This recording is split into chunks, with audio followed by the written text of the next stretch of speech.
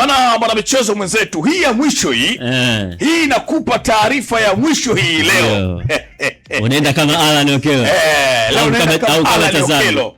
Kama Alan Okello.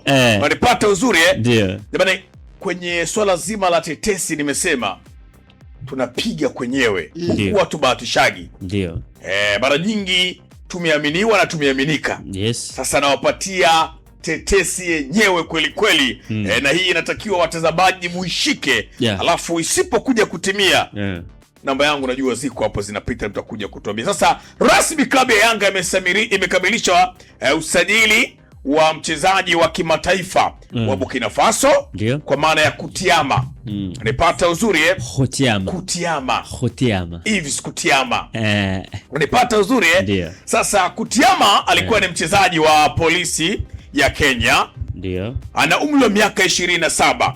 Ameweka saini ya mkataba wa miaka 2 ndani ya kikosi cha Yanga mpaka mwaka 2028. Taarifa zinaeleza kuwa kila kitu kimekaa vizuri baina ya pande zote tatu, kwa maana ya polisi ya Kenya, Young Africans, lakini pia upande wa mchezaji mwenyewe Kutiama kutokea pale Kenya FC Police. Unapata uzuri Bana, huu ni usajili wa kwanza wa kimataifa kwa Young Africans ambao umekamilika kwa 80% mpaka hivi ambavyo tunapozungumza. Unapata uzuri Nataka nianze na wewe Katalambula Yusufu, baada ya taarifa hii nzito na ya moto kweli kweli ambayo nimekuja kuwapatia watazamaji kwenye hizi nyakati juu ya Kutiama. Nini hasa ambacho unakiona kwenye usajili huu, kwenye teka la boli hili nambari 9 Kutiama? Kutiama. Yes. Au Kutiama. Mchezaji ambaye Young Africans wanamleta kutoka Burkinabe ama Burkina Faso. Ndio.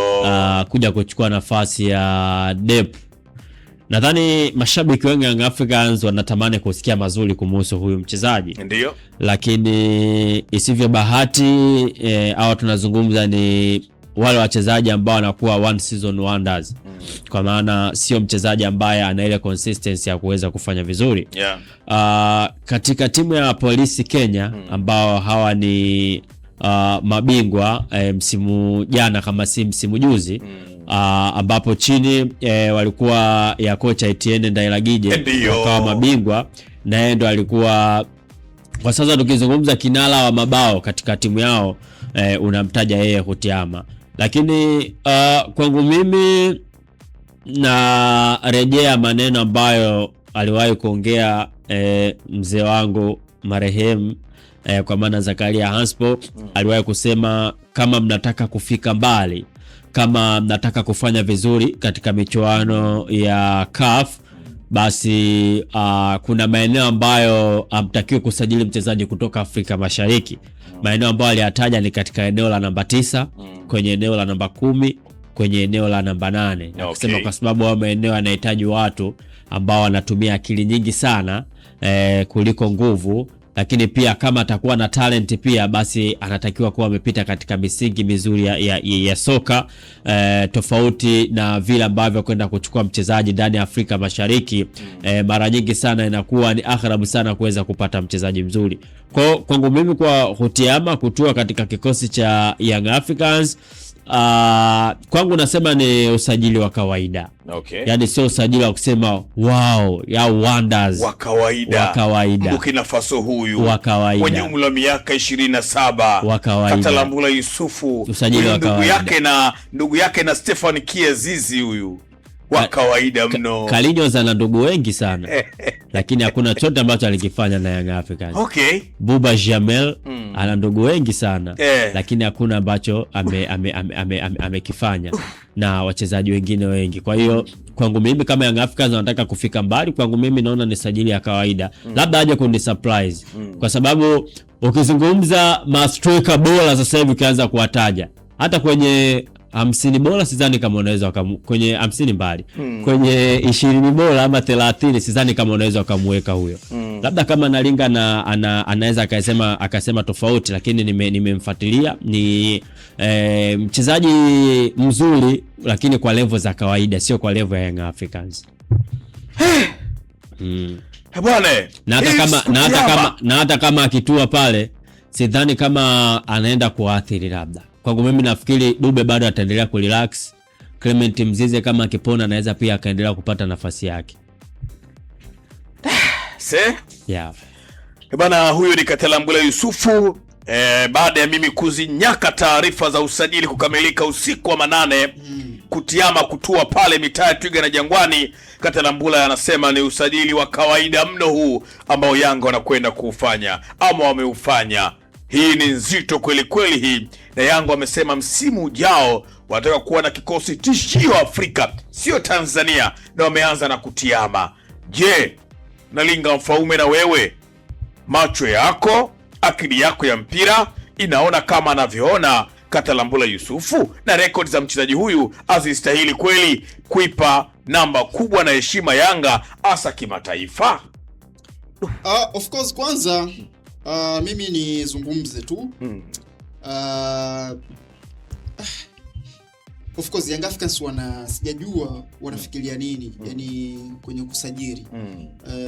Kilichotokea msimu huu unaomalizika, ndio Young Africans waliporomoka pakubwa sana kwenye sajili zao.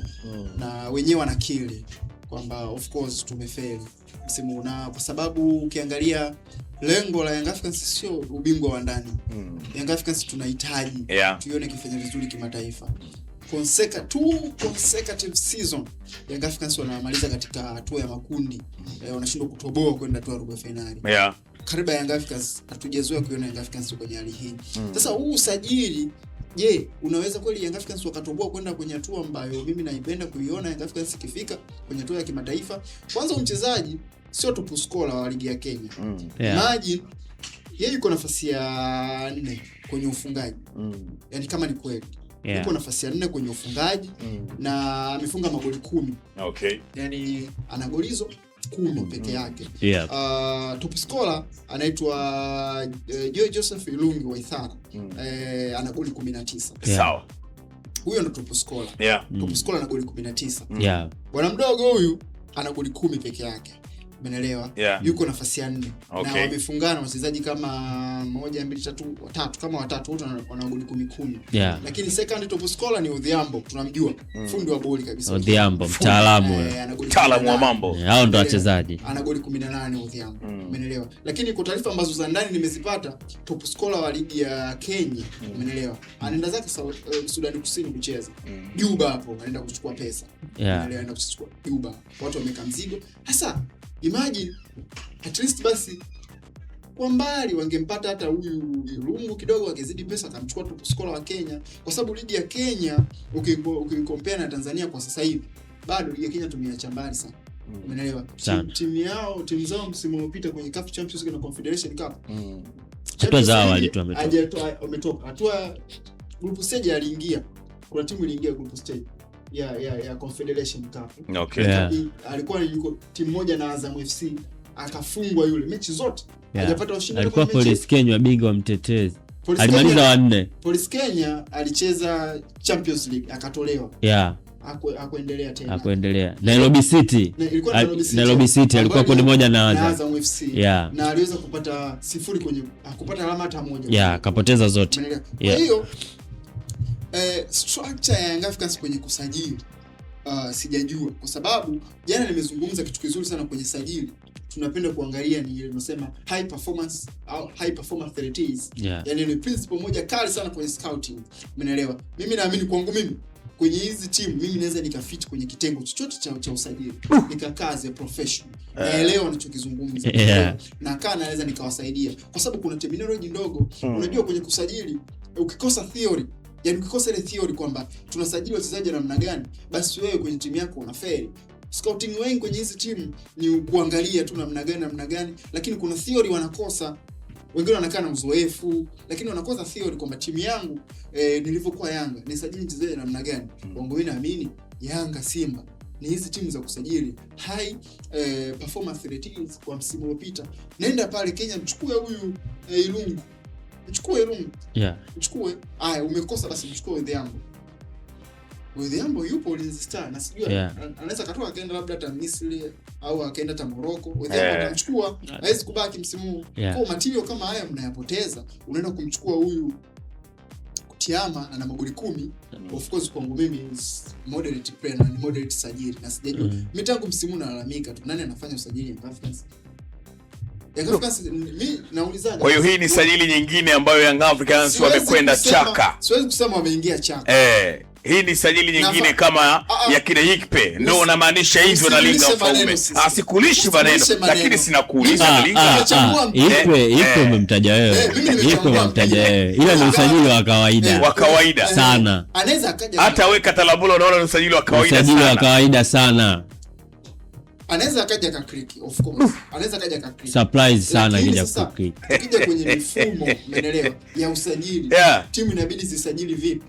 Of course hapa very wrong. Sasa hiyo ni hizo ni namba nikichambua tu kwenye namba. Tunasema ni quantitative analysis. Wengi ambao ndio mlikuwa mnamchambua hapa Okelo. Lakini kija kwenye qualitative analysis, Budogo ana udube fulani. Nani? Huyu Kutiama. Kutiama. Katika eneo la mbele kuna kitu ambacho anaweza katika madube. Ana udube. Ndio ni expansion.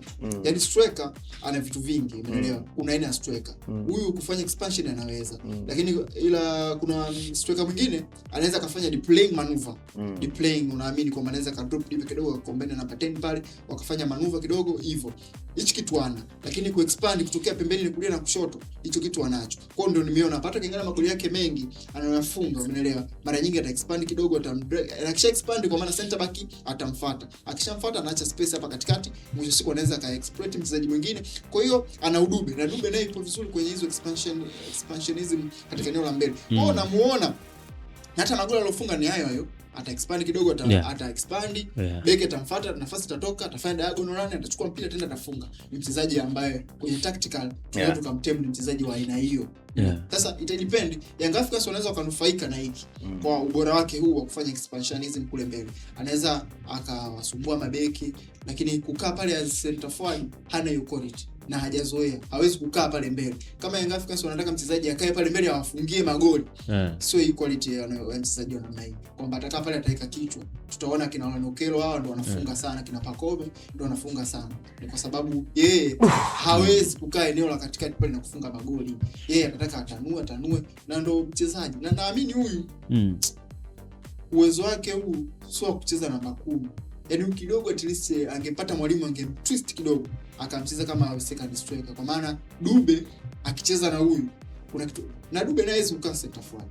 Yaani at least kwa sasa hivi Young Africans depth, umeelewa? Huyu depth akicheza depth na huyu kuna combination inaiona, kwa sababu depth ni mchezaji ambaye ukimwambia kaa hapo nipigie maheda, depth anaweza akafanya hivyo. Lakini huyu nenda kanitafutie mpira kule, chakalika kama striker, sumbua mabeki, Kutiama na anaweza mkati. Kama Kodo amemsajili so official by the way. Yani ipo hivi. Nafikiri kuna kitu sisi kwa litamani kukisikia kutoka kwetu. Kwa maana kumsifia huyo mchezaji. Kwa nini nisikie sifa? Mimi kwa sababu unashtuka. Kwa sababu gani? Lazima nishtuke. Ujue usajili upo hivi. Nalinga amezungumza vizuri. Ujue scout bora ni ule ambaye unamleta mchezaji mwenye vitu tofauti na waliopo. Lakini huyu Kutiama uchezaji wake ukimweka yeye, ukimweka Dube na ukimweka Clement Mzize wanafanana style yao wachezaji. Yaani sio wale namba 9 ambaye anaweza kasimama akalitoa mpira. Kwa maana tayari kuna rundo la wachezaji unaenda kuleka lenye style moja ya uchezaji. Mtu ambaye anajitofautisha na hawa ni Depu, ambaye kitu ambacho nakiona huyu Depu ndo anaondoka, afu anakuja ni nani? Kutiama. Kwa hiyo mnakuwa na mastoka watatu ambao wote style yao ni moja. Iangalie Simba ambao ilikuwa na Medi Kagere, Emmanuel Arnold Okwi na Chris Kope Mushimba Mugalo. Ni mastoka watatu ambao kila mtu ana sifa yake. Inategemea mwalimu unataka nini. Kama unataka namba 9 kusimama, utacheza na Medi Kagere. Kama unataka namba 9 link up player, utacheza na John Rafael Boko. Lakini kama unataka namba 9 hold striker, utacheza na Chris Kope Mushimba Mugalo. Na ndio maana kuna mechi nyingi sana za kimataifa alikuwa anacheza Mugalo, Mechi nyingi za kutaka maamuzi alikuwa anacheza Kagere, lakini mechi nyingi za kutaka hizo link up na kadhalika alikuwa anacheza John Rafael Boko. Kwa hiyo kwangu mimi hapa nimeona ni usajili wa kaida, kwa sababu anakuja mchezaji ambaye unaongeza kitu ambacho hakijapishana. Mfano ingekuwa anakuja mchezaji kama striker kama Mabululu, unaona utofauti hapo upo. Unaleta striker labda kama Dala yule, unaona utofauti upo. Lakini Kutiama Shehe ni usajili wa kawaida tu kwangu. Na tukifanya masiala kwenye dirisha dogo anaweza kaingia kwenye orodha watu ambao wanatolewa kwa mkopo. Ndiko tulikofikia Katalambula huko. Ipo hivyo. Mimi sikutaka muasifie, ila mimi nimeleta taarifa ambayo nimepata shida kweli kuipata usiku wa manane, sijalala nikapenyezewa taarifa, kwa hiyo nimeileta tu discuss na ambicho kidiscuss ni mtazamo wenu.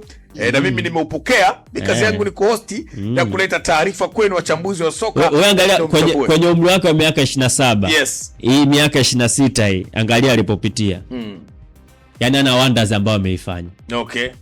Sawa. Bwana mtazamaji, mimi jambo langu ni moja tu, nikukupa wewe taarifa, na hiyo ni taarifa ambayo nimekupatia. Na taarifa kwa ufupi kabisa ni usajili wa kwanza inasemekana ndani ya klabu ya Yanga. Ni upi huo? Ndio naambiwa klabu ya Yanga imekamilisha rasmi usajili wa mshambuliaji wa kimataifa wa Burkina Faso Yves Kutiama baada ya kufika makubaliano ya mwisho na klabu ya Kenya Police FC pamoja na mchezaji huyo mwenyewe.